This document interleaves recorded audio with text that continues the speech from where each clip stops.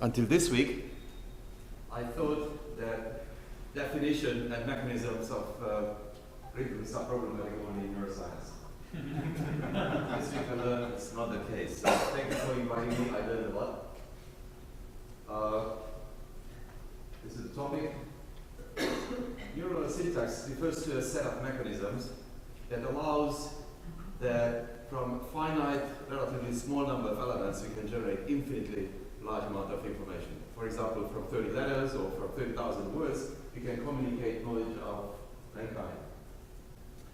Now, I think that these communication rules are very important, and in the brain, it is the multiple interacting rhythms that are the foundations of this neural syntax.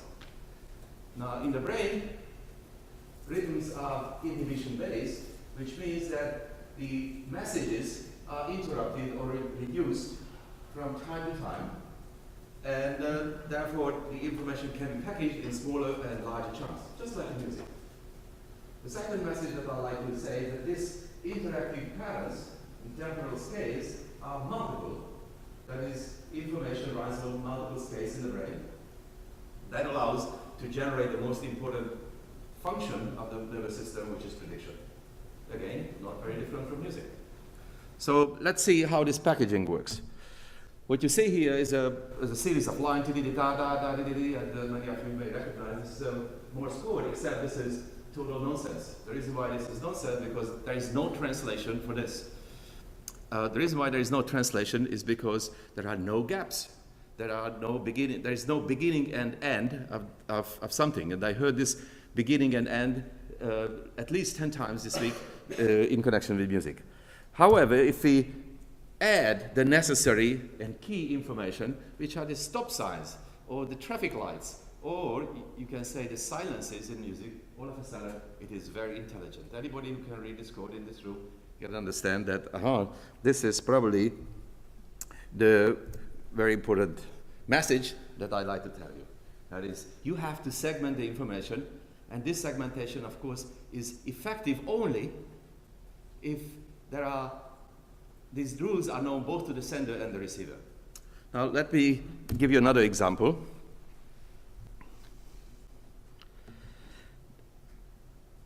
This is a very intelligent audience, very sophisticated. I usually don't meet these kind of people.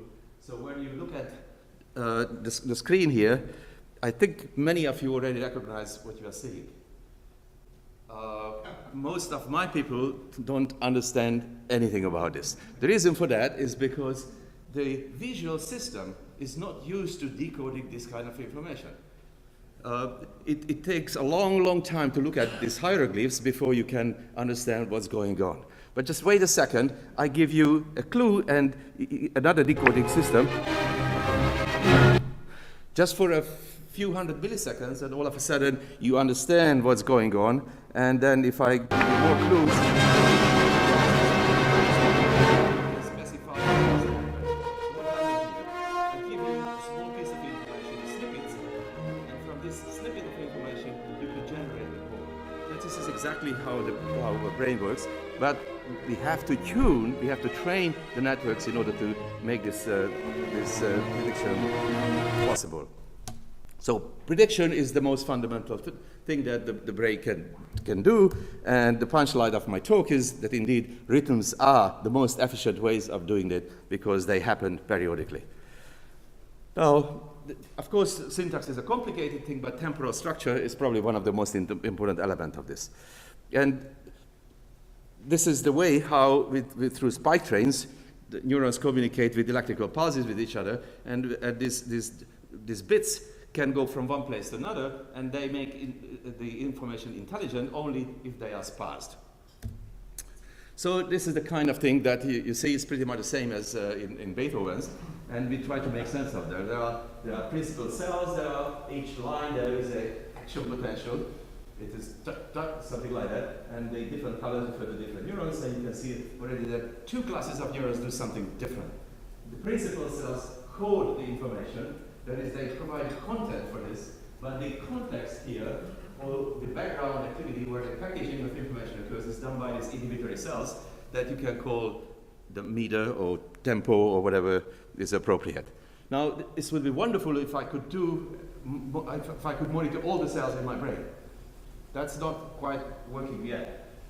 But what you can do is something very primitive but informative. Suppose that there is a band playing in this room, some very interesting piece, but we are trying to understand what's going on from the outside with the stethoscope, with the microphones, but the walls are filtering this information. All we get is a sound level changes.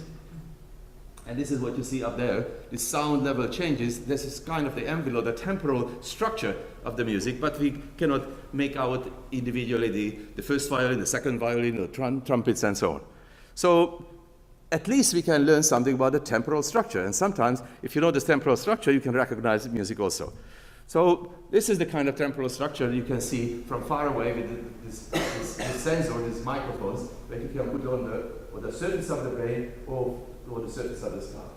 This looks pretty complicated, so we try to decompose. It is, again, for me, it's just like many of the discussions we had here, is that where is the tempo here? It's very difficult to figure out where the tempo is, but if you work very hard, very similar to what Pablo does, then we can identify that there are indeed many, many rhythms. In fact, we discovered that there are at least 10 classes of oscillatory patterns in the brain. We discovered 4 orders of magnitude in time. We can go from 0.02 hertz all the way to about 500 hertz. Now, it's not only that there are different rhythms in the brain, but there is a system. The system means that each of these rhythms lie on the integers of a natural logarithm scale. Now, natural logarithm scale is interesting because the neighbors are not integers. They are irrational numbers to each other, which means that the various rhythms are entraining each other continuously and forever. This interference pattern gives rise to the perpetual activity of the brain. This is the key to the fact that we are continuously active, because the brain can never settle unless you are epileptic. So what is the rule? How do this come together, and how does this work that had turned out to we discovered this in rodents, apply to humans? Well, it turns out that every single rhythm, every one of them, is exactly the same in every mammalian species. So I just show you one example. And then the question is, how these rhythms in the different size brains that are going from the very small, this is the animals I'm working with, apply to the human. And what are the fundamental rules? The fundamental rules are that timing is fixed. And all this architecture that the nature has to build has to respect the timing. And that's a very difficult scaling problem, you know, how you go from very small to very large size, keeping the same algorithms and not modifying it whatsoever. Now, the way how these different rhythms form a system and form this perpetual changing landscape is through a mechanism that we discovered a long time ago. It's called cross-frequency phase coupling, which means that the phase of one oscillation, which is this is the fade-out oscillation slow that I already mentioned, is modulating the power of the faster one. And then the phase of the faster oscillation is modulating the amplitude of the even faster one, and so on and so on and so on. So here's an example where we go from a very fast, we call it ripple oscillation, it's a so fast pattern that is being modulated by a slow one, which in turn, both of them are modulated by even slow oscillation, which in turn is modulated by all of this. So there is this landscape of slow oscillation upon which faster ones are in nesting, and upon the faster one, multiple other ones are nested. So this is the mechanism how it allows you to generate that complicated pattern that I showed you before. So the way to analyze it, people thought, is just looking at some relationships, such as the power or the magnitude of these oscillations as a function of frequency. Both of them are shown in a log scale here. So this is about 100 hertz here, this is about 10 hertz here, and this is the power. This recording happened over half an hour, so it's like taking Mozart or Rolling Stones and compressing the entire composition into just one figure. And interestingly, any music that is produced by humans, but not, for example, the sound of crickets or the scratching noise of the door would generate this pattern. It's very simple, right? It's just one line. It's called the 1 over f distribution. Now, the reason why this is so interesting is because physicists know exactly what this is. This is the most complex noise that exists in the world. It's called big noise. Now, if it would be random, then that is, each of the oscillators would be independent of each other. You would see a flat line. Now, this is not what you see. You see a diagram here suggesting that there is a multiple level relationship between the various oscillations. Now, some people refer to it as self-organized criticality. What it means is an interesting thing. You know, critical state is known between the ice and water, and just a very small amount of temperature change can shift the system into one state or another state. Now, living organisms like to maintain themselves into this self-organized critical state, and the reason for that, or the good thing about that, that very small amount of energy can shift either in one direction or the other direction. So the brain is constantly generating this pattern for itself, so very small amount of inputs, very weak inputs can generate a very large event, a very large change. Just like the one I gave you a snippet about the Sixth Symphony, and all of a sudden you generated the whole. Now, this brings us to something interesting. Namely, the landscape, or the place where brain dynamic is present, is somewhere between total predictable and total unpredictable. And this is the halfway in between, this is the length of complexity. Now, this is where it is not easy to predict, but it's not impossible to predict. What I'd like to suggest is this is the territory of music.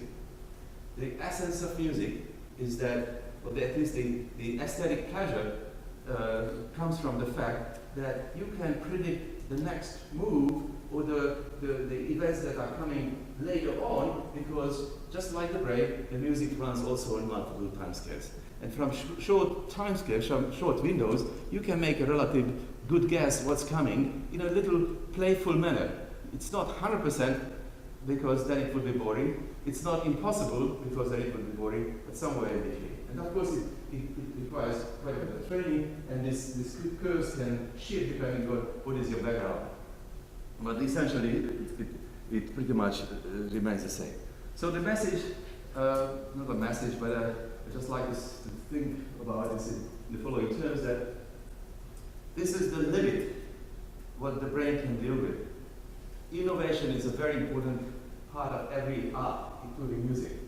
But don't try to innovate down here or up there, because the brain cannot perceive it. Somewhere in the line level, the fat line of this complexity, is where the aesthetic value can be appreciated. It's very easy to generate computer music, but selecting which ones of those fractals actually are aesthetically pleasing has some rules.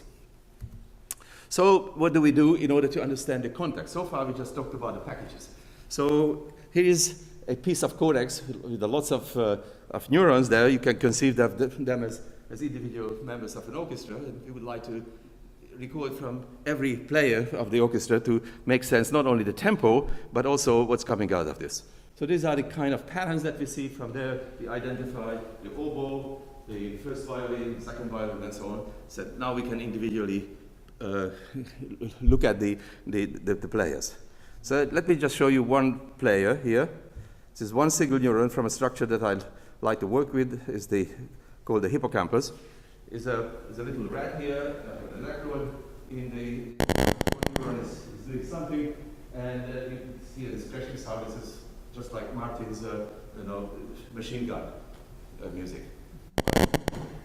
And you can convert this activity here, from here, to a color pattern, and say, oh, this is the tuning of the neuron, this is what the neuron represents about the world. If you listen to the neuron a little bit more carefully, you realize it's firing rhythmically. One more time. It fires about 8.7 hertz. And one trial is shown on the up, you see this little lines there, and you compare it with this sound level that is produced by many of the other neurons. And then these many sound level neurons are there, and they produce an interference pattern, which is quite interesting. And that allows that from this interference pattern, you can take just a snapshot of one single time frame, which is about 100 milliseconds, and you can predict where the animal is. So this is not a big deal, but let's see many more neurons.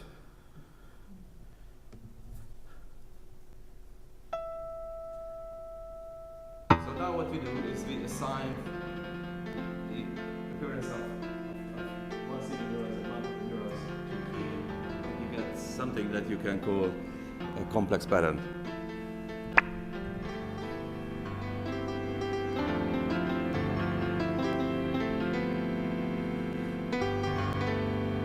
Well, you are professional musicians. I don't know if you see any patterns in this. There are some patterns that you can identify. It is pretty interesting. Now, where is the prediction that I can make? So, out of these many neurons, I'd like to predict the occurrence or the timing of the actual potential of one single neuron. It is just like taking one member of the orchestra and say, I'd like to predict every single movement that a soloist or that a member of the orchestra does. The best way to do that is to record from all the other musicians, which are shown here. And some of them are very strongly correlated from each other. And then you can ask, what is the best time window within which you can make a prediction? And it turns out to be between 20 to 50 milliseconds. This is exactly the time that I heard from you, is that this is a critical thing because this is the minimum amount of time that allows you to make any prediction.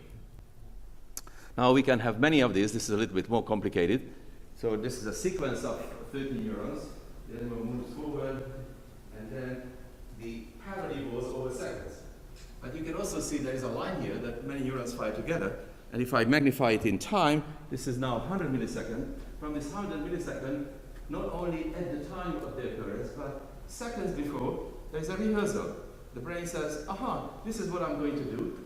I can read out the future decision of the animal, and the activity of the neurons down the line several seconds later. Interestingly, when the animal finishes the journey and is rewarded, the sequence occurs, the same sequence occurs now backwards. It recapitulates what the brain has been doing over the past several seconds. We can go it even a little bit more. I have to skip this, a little bit more complicated pattern. Now the animal is trained to go either to the right, and if it went to the right, next time it has to go to the left. It has to remember when it came from, so it can go to the opposite direction. Every line here is the firing rate, or the activity maximum of a neuron. So we artificially line them up from there. This is about 500 neurons or so, and you can see a nice trajectory, that is the evolution of the pattern. And these are the same exact neurons, but at the time when the animal went to the opposite direction. So in other words, there is one pattern, one melody, that when it's initiated the same exact way, it's always the same melody. And there is another melody which is fundamentally different from the first one, and then we have thousands and thousands of these melodies or trajectories that are our memories. But it's very clear that these two patterns are fundamentally different. If I have enough neurons, then it's enough to look at 100 milliseconds or so, these snippets, and I can make an intelligent guess where the animal will go 20 seconds down the road. That is, right now, I can just make a photograph, say, oh, this is the pattern of the landscape, and from here I can make an intelligent guess with 90% accuracy, including all the errors that the animal made. So let's revisit our pattern here. The pattern here is this. This is the oscillation, modulated gamma oscillation. There are about 7 plus minus 2 that can fit here, or less in here. And when the animal is exploring the environment, this is exactly the same rule. There are about 7 plus minus cell assemblies in a 100 millisecond time window that are compressed, or compressing the information that happens in the brain over several seconds, or sometimes several tens of seconds. And the rule is something like this, is that unlike in real music, or I wouldn't say real music, but there is a sequence, da, da, da, da, da, da. Then it jumps back a little bit, but not all the way to the beginning. Then it moves again, then it's a little bit back and forward and so on with this pattern. Now, this is the reason with this multiple running time skeleton why it is so efficient to make predictions, because time is running in an interweaved, predictable scale at multiple levels of the brain. So I thought we have done some interesting discoveries, but it turns out that we were not the first ones. We don't know what the first one is, but it's very clear in bars. Just think about this as a play cell. That is, this thing now, this one neuron evolving this activity.